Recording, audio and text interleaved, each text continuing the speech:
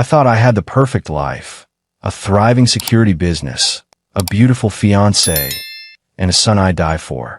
The wedding was 3 days away when I accidentally overheard a conversation that shattered everything I believed about my family. What I discovered that night didn't just break my heart. It destroyed my entire world and left me questioning if anything in my life had ever been real. My name is Craig Patterson. I'm 47 years old, and until 2 months ago, I thought I had it all figured out. I run a security systems business here in Denver. Been installing and maintaining alarm systems for 15 years now. It's honest work, pays the bills, and gives me the satisfaction of knowing I'm helping people protect what matters to them. The irony of that statement isn't lost on me now. I've always been the kind of guy who believes in doing right by people. My dad taught me that a man's word is his bond, and I've lived by that principle my whole life. Maybe that's why what happened hit me so hard. When someone you trust completely betrays that trust, it doesn't just hurt, it shakes the very foundation of who you are. Michelle and I had been friends for over 12 years before anything romantic happened between us. We met through mutual friends at a backyard barbecue back in 2012. She was 38 then, had just gotten out of a messy relationship, and wasn't looking for anything serious. I was coming off my own divorce, caught my ex-wife cheating with her personal trainer, if you can believe that cliche, so I wasn't exactly jumping to get back into the dating scene either. What I liked about Michelle was how easy it was to talk to her. No games. No drama, just straight conversation. She worked as a medical receptionist at a family practice downtown, had her head on straight, seemed to have her priorities figured out. We'd grab coffee sometimes, catch a movie, nothing heavy. Just two people who'd been burned before, taking things slow and enjoying each other's company. For years, that's all it was, friendship. Pure and simple. I'd help her move apartments. She'd come to my company's holiday parties as my plus one, when I needed someone to talk to who wasn't trying to sell me something. We had boundaries, and we respected them. Neither of us wanted to mess up a good thing by complicating it with romance. But life has a way of throwing curveballs when you least expect them. It was a Tuesday evening in March 2022 when everything shifted. I remember because I'd just finished installing a new alarm system at a mansion up in Cherry Hills Village. One of those jobs that pays well, but takes forever because the homeowner keeps changing their mind about sensor placement. I was beat, looking forward to a beer and some mindless television. My phone rang just as I was pulling into my driveway. Michelle's name popped up on the screen, and something in my gut told me this wasn't going to be a casual call. Her voice sounded different when I answered, strained, like she'd been crying. "Craig, are you home?" Michelle asked, her words coming out rushed and shaky. "Just pulled in." "What's wrong?" I said, already heading toward my front door. I need someone to talk to. Can I come over? I know it's late, but I don't have anywhere else to go." Now, in all the years I'd known Michelle, she'd never sounded this desperate. Sure, we'd both had our share of rough days, but she was usually the type to handle her problems on her own. Something serious was going down. "Of course. Come on over," I told her. She showed up about 20 minutes later, and the moment I saw her face, I knew this was bad. Her eyes were red and puffy, mascara smudged, and she looked like she hadn't slept in days. I'd seen her upset before, but never like this. I didn't push for details right away. Sometimes people need to find their own way to the words. I made us some coffee, and we sat in my living room while she gathered herself. When she finally started talking, it all came pouring out. Her boss at the medical practice had been making her life hell for months. Sexual harassment disguised as mentoring, threats about her job security if she didn't play along, the whole disgusting playbook that predators use. She'd been trying to handle it professionally, document everything. But that day he'd cornered her in the supply room and made it clear that her silence wasn't optional anymore. "I don't know what to do, Craig," Michelle said, her voice breaking. "I need this job. I can't afford to just quit, but I can't keep dealing with this either." Listening to her describe what she'd been going through made my blood boil. This woman I cared about had been suffering in silence, trying to protect herself, while some piece of garbage with a medical degree thought he could abuse his power. I wanted to drive over to that clinic and have a very direct conversation with her boss, but I knew that wouldn't help Michelle's situation. We talked for hours. I listened while she cried, helped her think through her options, reminded her that none of this was her fault. By the time we looked at the clock, it was past midnight. "I should call an Uber," Michelle said, but she didn't make any move toward her phone. Don't be ridiculous. It's late, you're exhausted, and frankly, you shouldn't be alone tonight. Take my bed, I'll crash on the couch. That's when she looked at me with those tear-stained eyes and said something that changed everything between us.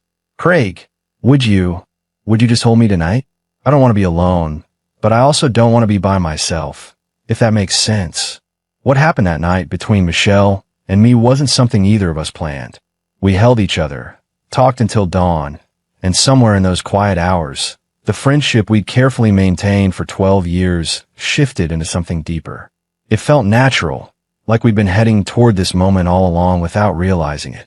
But life is a way of throwing you curveballs just when you think you've got things figured out. 2 months later, I was finishing up a security installation at a corporate office downtown when my phone rang. Michelle's name on the screen made me smile. We've been spending more time together since that night, taking things slow but steady. Hey, beautiful. How's your day going? I answered, stepping away from the control panel I was programming. There was a long pause before she spoke, and when she did, her voice sounded different. Strained. Craig, I need to tell you something. Are you somewhere you can talk privately? The tone made my stomach drop. I walked outside to my van, closing the door behind me. What's going on, Michelle? You're scaring me. I'm pregnant. Those 2 words hit me like a physical blow. I sat there in my van, phone pressed to my ear, trying to process what she just said. Pregnant. At 47, I'd pretty much given up on the idea of having kids. My ex-wife and I had tried for years before things fell apart, and I'd convinced myself that ship had sailed. Craig, are you there? Michelle's voice brought me back to the moment. Yeah, I'm here. I'm just processing. Are you sure? I took 3 tests, all positive. I went to the doctor this morning to confirm. My mind was racing through a dozen different emotions at once. Shock, fear, excitement, responsibility. They all hit me simultaneously. But one feeling rose above the others. Determination. Okay, I said, surprised by how steady my voice sounded. Okay, what do you want to do? I'm keeping it, Craig. I know we haven't talked about this possibility, and I know it's not what either of us planned, but I'm 38 years old. This might be my only chance to be a mother. The resolve in her voice told me she'd already made her decision, and honestly, I respected her for it. Michelle had always been decisive when it mattered, one of the things I admired about her. Then we're doing this, I said without hesitation. Together. You don't have to feel obligated, Craig. I can handle this on my own if you're not ready. I got my back up. Michelle might have been independent, but I wasn't the kind of man who walked away from his responsibilities. My father had raised me better than that. Michelle, listen to me carefully. I'm not going anywhere. If you're having my child, then we're a team. Period. End of discussion. I could hear her crying softly on the other end of the line. I was so scared to tell you, she admitted. You never have to be scared to tell me anything. We're in this together now, all the way. The next few months flew by in a blur of doctor's appointments, baby books, and late-night conversations about everything from nursery colors to college funds. Michelle moved in with me during her second trimester. It just made sense from both a practical and emotional standpoint. Watching her body change, seeing the ultrasound images of our son growing inside her, changed something fundamental in me. I thought I understood responsibility before, but this was different. This was about building something that would last long after I was gone. I threw myself into preparing for fatherhood with the same methodical approach I used for security installations. I read every parenting book I could get my hands on, baby-proofed the house, and started putting money aside for his future. At 47, I wasn't going to be one of those young dads who could chase their kid around the playground for hours, but I was going to be the kind of father who provided stability and security. You're going to wear out that crib by adjusting it so many times, Michelle said one evening, watching me check the assembly for the 3rd time that week. I want everything perfect for him, I replied, tightening another bolt. This little guy deserves the best start we can give him. Michelle smiled, rubbing her rounded belly. He's lucky to have you as a father, Craig. Not every man would have stepped up the way you did. When Jake was born on a snowy December morning, I understood what people meant when they talked about love at first sight. The moment the doctor placed that tiny, red-faced baby in my arms, something clicked into place inside me. This was my son, my responsibility, my legacy. Hello there, little man, I whispered to him as he gripped my finger with his impossibly small hand. I'm your dad, and I'm going to take care of you no matter what. Michelle was exhausted but glowing as she watched us together. "He looks like you," she said softly. I couldn't see much resemblance in that wrinkled little face, but I didn't care. He was ours, and that was all that mattered. The first year of Jake's life was the hardest and most rewarding time I'd ever experienced.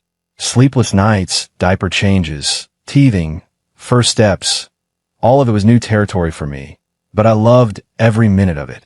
Even when I was running on 3 hours of sleep and my fourth cup of coffee, coming home to see Jake's face light up when I walked through the door made every challenge worth it. I expanded my business, taking on bigger contracts to ensure we had financial security. Michelle stayed home with Jake, and watching her bloom as a mother was almost as amazing as watching him grow and develop his own little personality. By Jake's first birthday, I knew exactly what I wanted to do next. Jake's first birthday party was a small affair, just Michelle, her sister Karen, and a few close friends at our house. Watching my son smash cake in his face while everyone laughed and took pictures, I felt this overwhelming sense of completeness. This was my family, and I wanted to make it official. I've been thinking about proposing for months, but I wanted to do it right. At 47, I wasn't about to get down on one knee in some restaurant or make a big public spectacle. This was about Michelle and me, about the life we'd built together, about the future we were planning for Jake. The ring had been sitting in my sock drawer for 3 weeks.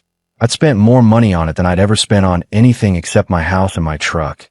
But Michelle deserved something special. She'd given me the greatest gift of my life, my son, and I wanted her to know how much that meant to me.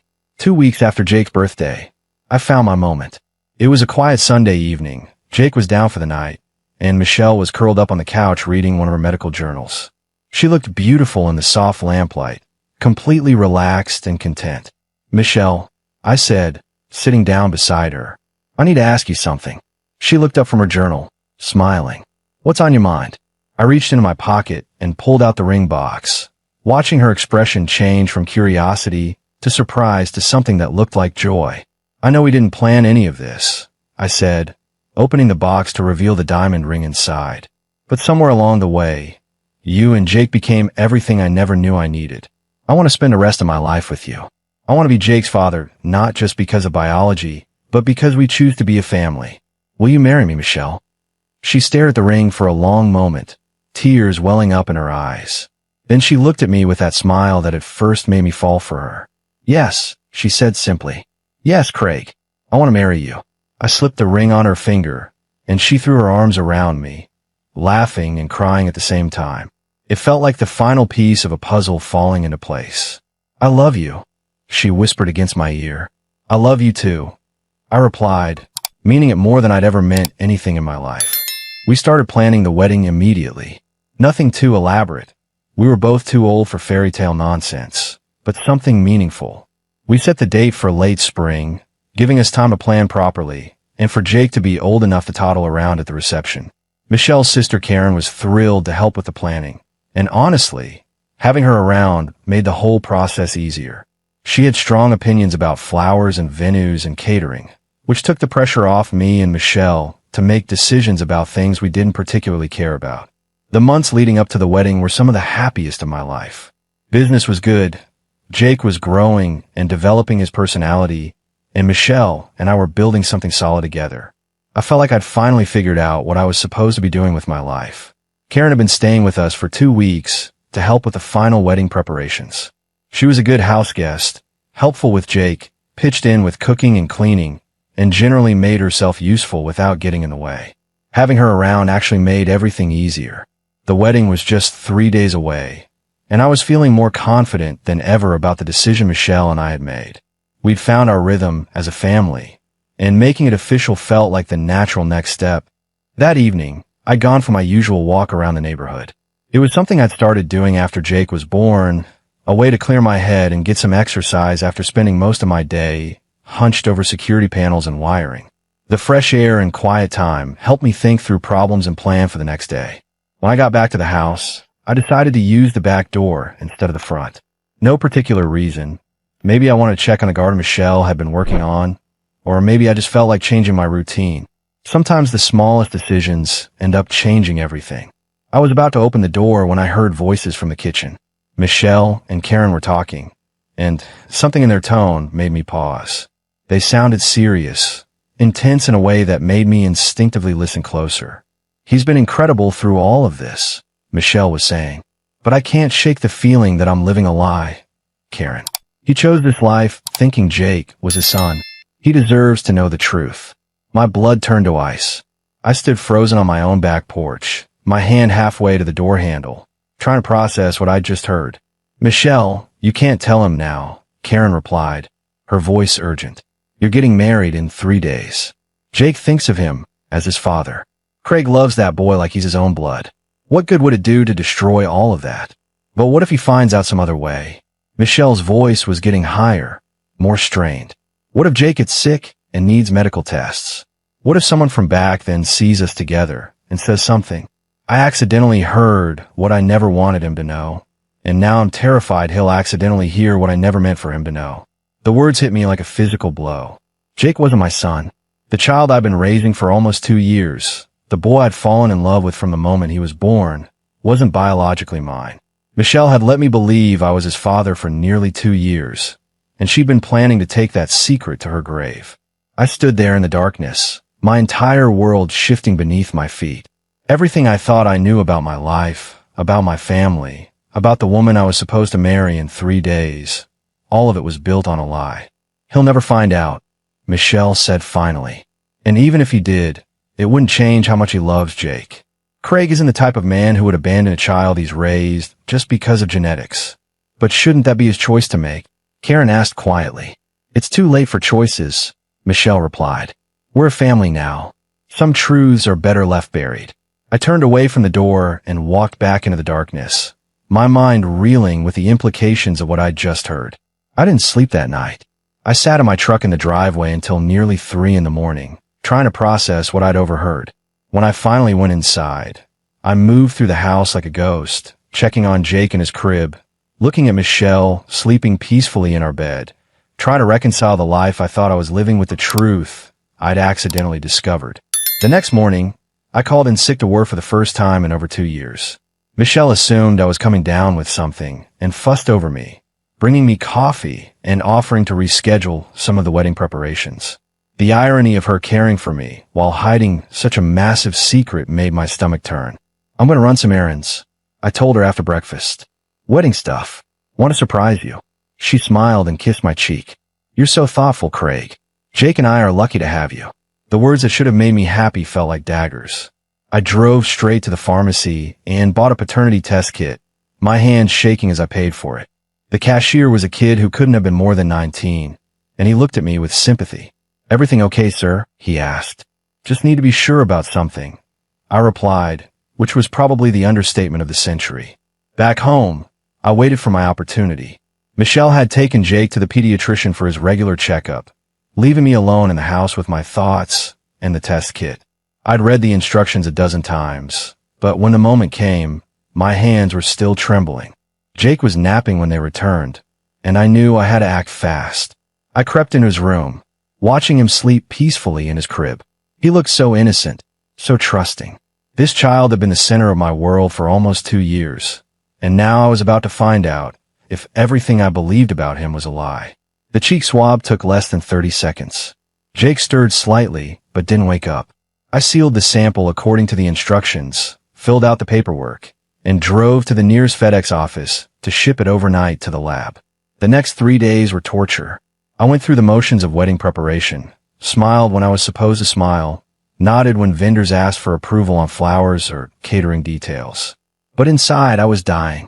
Every time I looked at Jake, every time Michelle talked about our future together, I felt like I was drowning. "You seem distant," Michelle said the night before our wedding. "Are you having second thoughts?"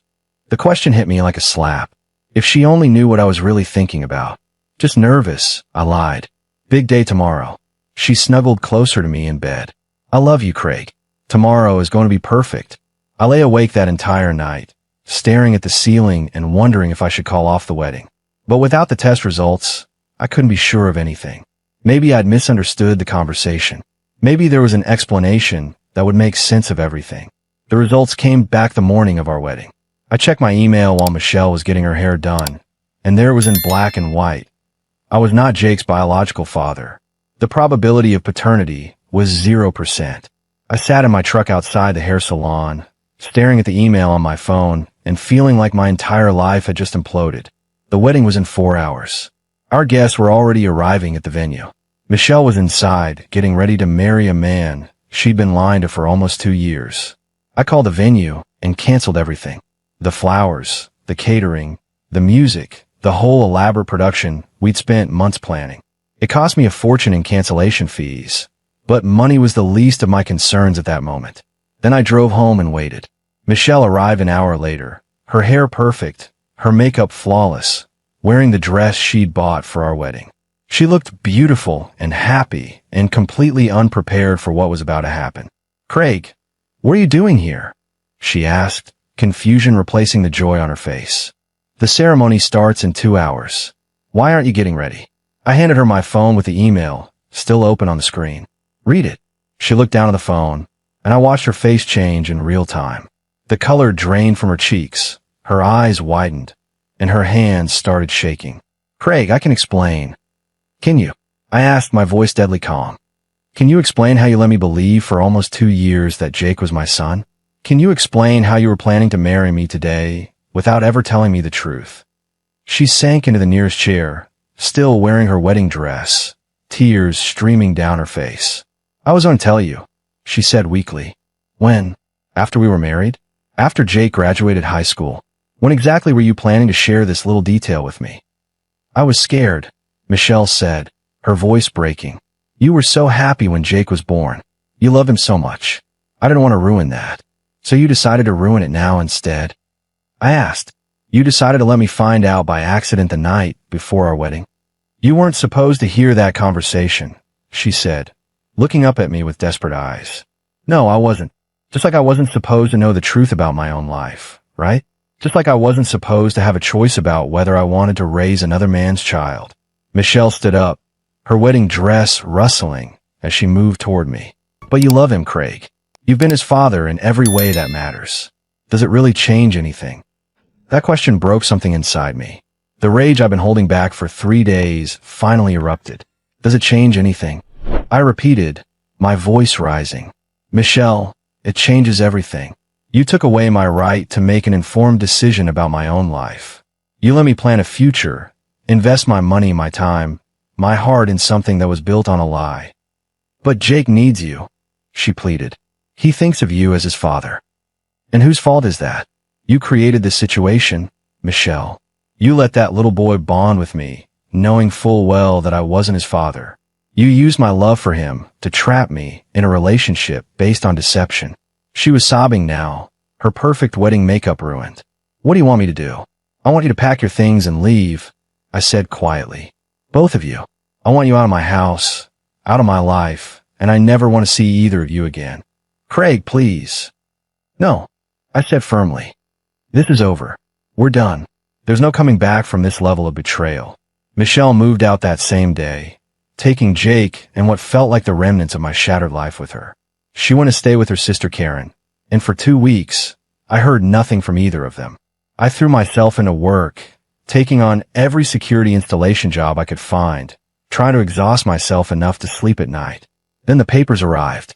A process server showed up at my door on a Tuesday morning, handing me a legal document that made my blood boil. Michelle was suing me for child support.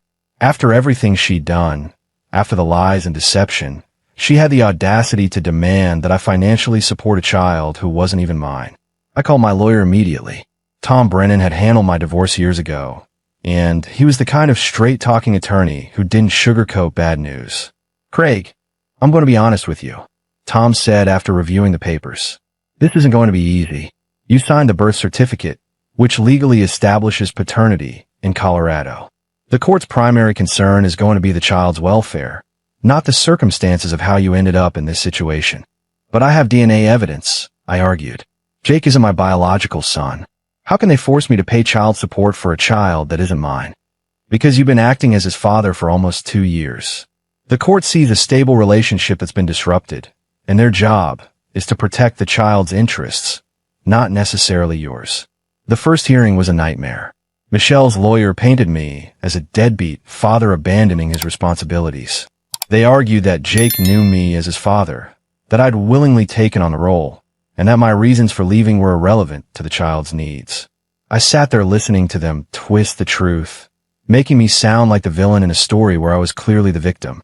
When my turn came to present evidence, I had Tom lay out everything: the DNA test results, the conversation I'd overheard, the timeline of Michelle's deception. "Your Honor," Tom argued, "my client was fraudulently induced into believing he was this child's father. He made life decisions, financial commitments, and emotional investments based on false information. To hold him legally responsible for child support under these circumstances would be a grave injustice." But the judge wasn't swayed. Because I'd signed a birth certificate and acted as Jake's father for nearly 2 years, the court ruled that I was legally obligated to continue supporting him. The monthly payments were set at $800, money that would go to supporting a child I'd never see again. I walked out of that courtroom feeling like the system had failed me completely. Not only had I lost the child I'd loved as my own son, but I was now legally required to pay for the privilege of that loss. Tom wasn't finished fighting, though. "We're filing an appeal," he told me outside the courthouse. "This ruling is based on outdated precedents that don't account for DNA evidence and fraudulent misrepresentation. We're going to take this to a higher court." The appeal process took another 6 months, but this time we had a judge who understood the complexity of the situation.